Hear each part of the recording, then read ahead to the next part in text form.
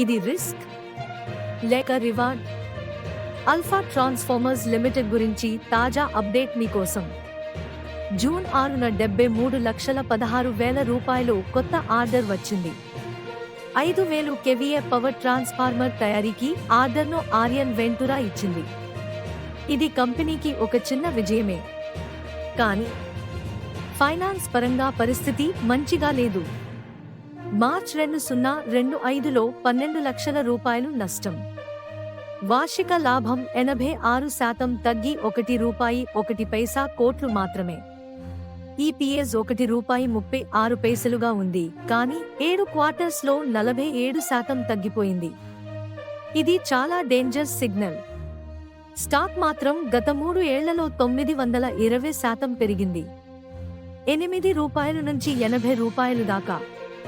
ఇది గ్రోత్ అయినా ఇప్పుడు బేరేజ్ ట్రెండ్లో ఉంది. మ్యాట్ మూవింగ్ యావరేజెస్ కూడా క్లియర్ సూచనలు ఇవ్వడం లేదు. రివార్డ్ కొత్త ఆర్డర్లు వస్తున్నాయి, గ్రోత్ స్టోరీ ఉంది. రిస్క్ లాభాలు తగ్గుతున్నాయి, రేటింగ్ ఏజెన్సీలతో సహకారం లేదు. కేఆర్ క్రిసిల్ వాళ్ళు ఇష్యూర్ నాట్ కోఆపరేటింగ్ అని ప్రకటించారు. Alpha transformers high risk high reward stock. Invest చేయాలంటే కంపెనీ ఫైనాన్షియల్స్, రేటింగ్స్, ఫ్యూచర్ అప్డేట్స్ను బాగా విశ్లేషించండి. మీ అభిప్రాయం ఏమిటి? ఈ స్టాక్లో అవకాశముందా లేదంటే డేంజరా?